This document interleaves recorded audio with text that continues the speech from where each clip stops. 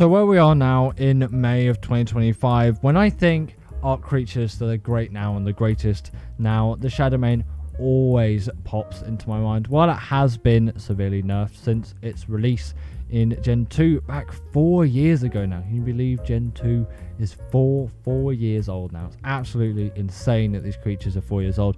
I remember it literally like it was yesterday. But either way, the Shadowman, an absolute powerhouse with amazing jump skills and amazing damage skills to top it as well.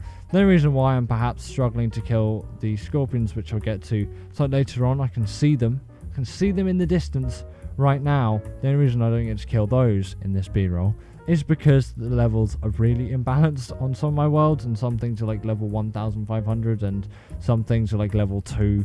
I really need to fix it at some point, but either way, these scorpions are insane levels. But you can see that bar's filled up in the bottom, and you can see that super attack and that super damage has come through.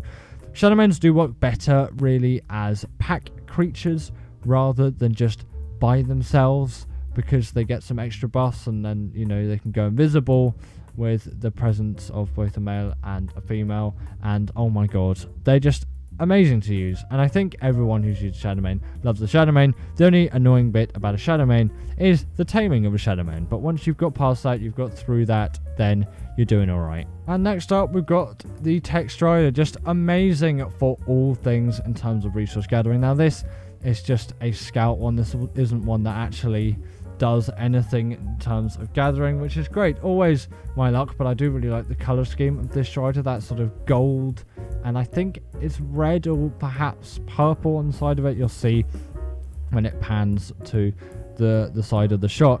But yeah, the scout one's still reasonably useful, but it's just perhaps not one that I'd use. I'd rather use one of the gathering ones, and the gathering ones are why I put it here. You can see that purple there. Absolutely amazing color for the Strider, I think. Comment below what you think of that color of the Strider. But they're just powerhouses of just absolutely amazing gathering, and it's like gathering like you've never gathered before. The gathering skills on these things are amazing, and that's a lot of me saying gathering, but that is what these creatures are about. If you could summarize the Tech Strider in one word, it would be gathering, because their skills in that department are so great. Perhaps not the scouting one that we've got here, perhaps the wrong example to use for this video, but the luck of the spawn command is always down to what you're going to get first. Perhaps I could have cycled through a few until I got the one which I perhaps would have wanted a little bit more. They do a pretty hefty amount of damage though as well. They're reasonably decent combat dinos too, which you might not expect at first sight. On to ASA now. We've got the Fascus. This thing can go under the sand if you're in the right place on Scorched Earth, and is a pretty decent powerhouse of a dino, I think, and that's why I put it here. It does a hefty amount of damage. It's pretty fast at getting around Scorched Earth when Gallimimuses don't get in front of you and obstruct everything, and it's got a pretty nice, neat second attack as well. It's not a very difficult creature to tame overall. You can see a taming guide I've got on my channel if you want to go and tame the Fascus for yourself. Pretty good one to tame, and it's got some cool abilities. It's a little bit like a Reaper in some regards with that burying aspect, and there's also that creature from Ark Dinos, which I can't remember the name of, but I'm sure some of you will, that sort of is like a shark that swims like in the sand as well. It's not called the Fascus. It is something else. It is something different. I know a lot of Ark Dinos creatures are now in Survivor Ascended like the Dionicus, but the Fascus certainly isn't now, when you can see it buried underground there, and then it will go fully underground like the Reaper does when you bury it underground. But you need to be under a certain sand type if you want to ride it while you're doing that, at least as far as I'm concerned. That's how it goes. I wasn't in the right region to show you that in this B-roll, but the Fascus, great powerhouse and just great creature to have around in 2025. Next up, we've got the Gigantoaptor, sort of like in a way the Maywing before we got the Maywing, in terms of like the breeding capabilities of what this thing can do, and its feather being useful for breeding capabilities as well. It can carry creatures. It's a pretty interesting tame method as well, a sort of mini game style tame method in the nest of it to tame one of these Gigantoaptors. At least that's the way I did it. You might be able to get a knockout on an adult one, but I don't think that's the case. It's basically the Terror Bird on steroids, this thing.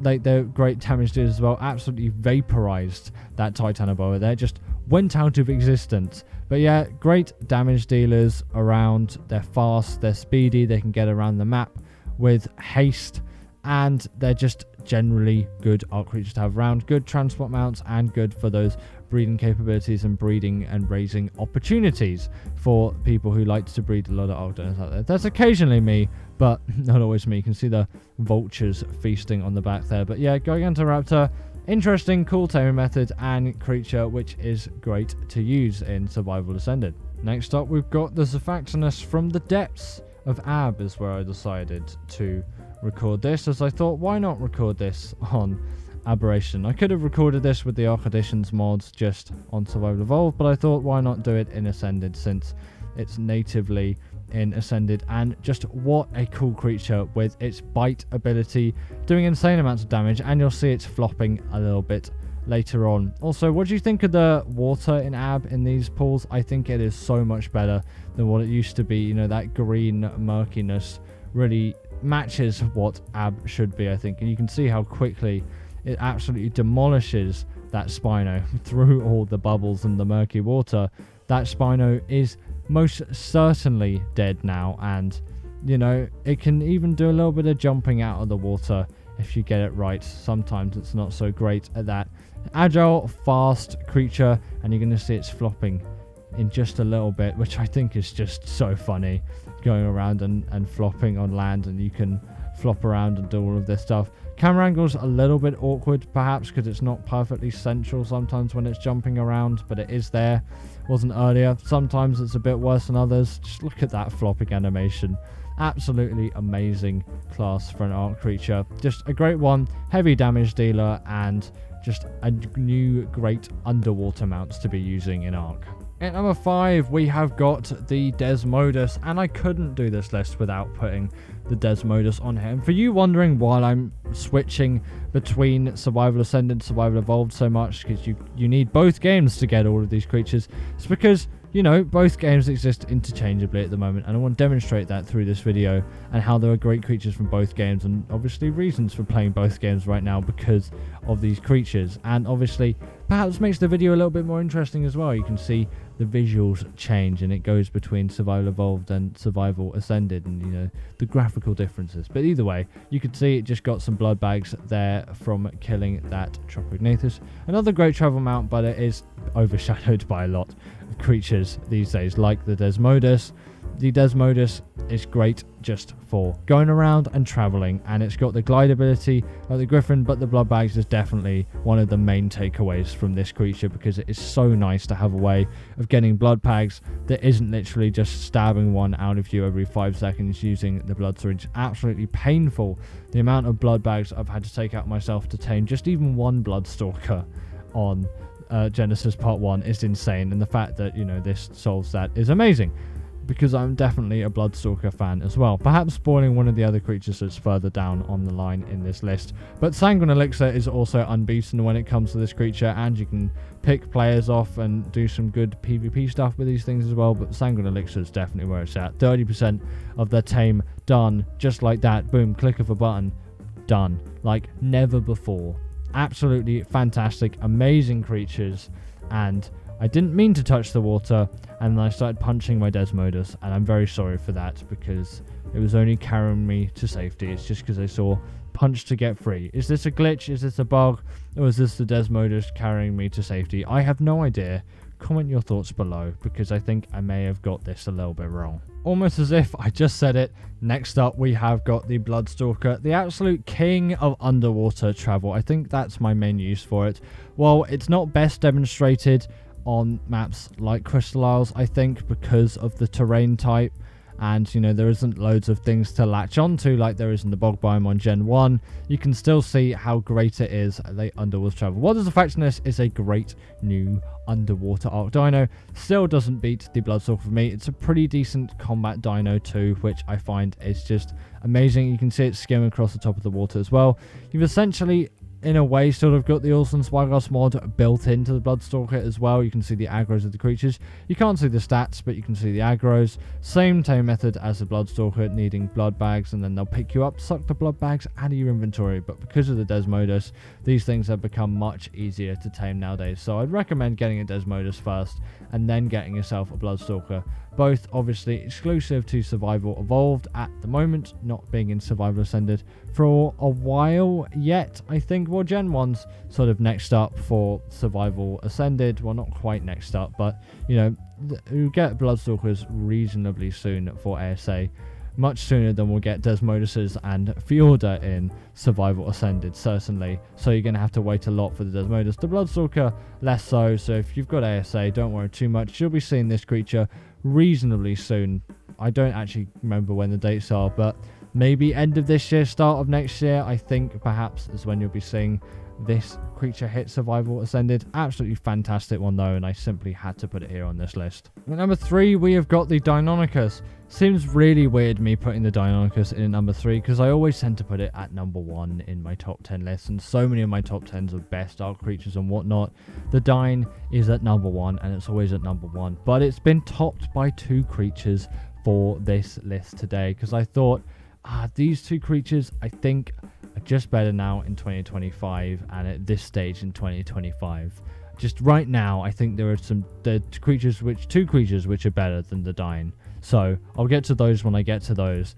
But yeah, the Dine is certainly a great creature. And although I fail to grapple onto this Bronto and then fail again to grapple onto this Bronto because of my terrible stamina control, the Dine is absolutely fantastic with that bleed damage, and in bosses that can become incredibly useful. Do make sure to keep that stamina topped up, however though, but they are fantastic creatures for dealing bleed and general damage. In a pack, they're amazing. They can climb walls. Their only real downside is their swimming abilities. You'll see that in just a little bit. Their swimming is perhaps a little bit subpar, you could say, but well, you know, their swimming is perhaps subpar, or it just is. It's not perhaps subpar, it's just, you know, what you'd expect. It's pretty mid, to be honest. Everything else they've got going for them is at the highest level. You know, they are amazing attacking dinos. They're great for any sort of boss stuff. They're fast, agile creatures on land. They don't take full damage. They can climb walls.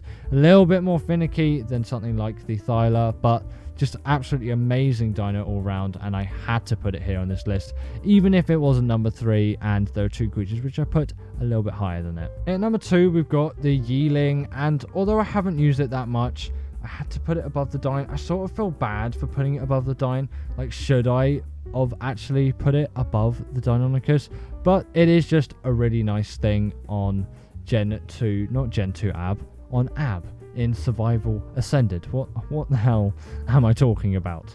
Like, this is a pretty neat creature in my opinion. I expected it to be bigger the first time I tamed it. I don't know if, like, maybe that was not, like, I don't know if, or let's say I don't know if that was what other people thought it might be. Did other people think it would be bigger? Because I saw the scale and I thought perhaps it might be a little bit, you know, bigger than what it is. But it's got some pretty nice abilities. It's got a general bite, then, you know, it's got those fire feathers, and it's got a rupture ability, and it can cycle those feathers, so, you know, it can sedate, and, you know, you need biotoxin for that. You can slime stuff, you need sap for that, you can poison, you need nameless venom, and it can do volatile stuff with congealed gas balls. And then it's, you know, it's got an aim mode as well. It's got dash, it's got glide and latch as well. You can see the controls on the side. You need a control scheme for this creature because of how much there is, but pretty good creature with some great stats overall. Maybe not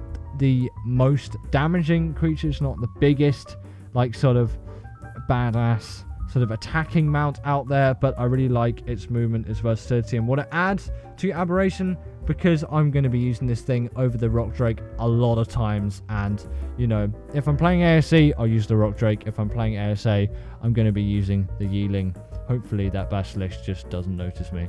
And in at number 1, I've got the Maywing / Maguana. The Maywing is still my preference, even though they're basically the same creature. The Maguana just has a slightly shorter milk distance limit. Bit of a weird sentence to say. The Maywing is still my preferred creature. the Maguana is just the reskin of the Maywing, and personally, I get why it's in Survival Ascended, but it wouldn't be my choice to be in Survival Ascended, because, you know, why not just wait until the Maywing comes out? Because then when Gen 2 comes out, now we're basically just going to have 2 Maywings in Survival Ascended. Gets a little bit more complicated, but I guess it gives incentive for people to get Strauss. It's not just all about gliding and going down though. You can go up if you get a pretty nice bounce. You can get some extra additional height there. They are just the kings of all things traveling, and there's some pretty decent berry gatherers as well. Whenever I'm out, I'm always using a Maywing for berry gathering. I never really use anything else for berry gathering, and when I was playing a little bit of Astraeus, I was using the Maguana for those exact same uses. It can glide straight through resources, doesn't harvest them, but it means that they certainly can't get in your way, and it is great for people who love to do breeding related stuff as well. If I get off here, I can show you the sort of nursing ability, and you can see the realistic milk animations, which are also present on the Maguana. Still disturbing to me. You can hold 4 creatures in the Maguana or Maywing's saddle, and then you can see the area here. I'll show it up. You can pick up those babies, of course, but we don't have any babies to show. So here's the area. If I go into K mode briefly, you can see that's the area. It's slightly, you know, not quite as large on the Maguana. Have no idea why, but it's just not quite as big. It's got about a third knocked off it, so it's slightly smaller than the Maywings. But apart from that, basically the same creature, just a reskin of another. But they are the best creatures in Ark at the moment, I think, because of their amazing traveling, great swimmers as well, and great berry gatherers. They can glide on top of the water as well, not quite as majestically as the Bloodstalker, but still absolutely fantastic creatures all around, and I wouldn't change anything about them. So thank you to my wonderful patrons Katerina Puchkova, Karina Thorne, Dominic Masajewski, and Ethan Tapia, who have all supported me through Patreon or through YouTube memberships. If you want to join this list, then go join Patreon or YouTube members, but thanks to all of these guys.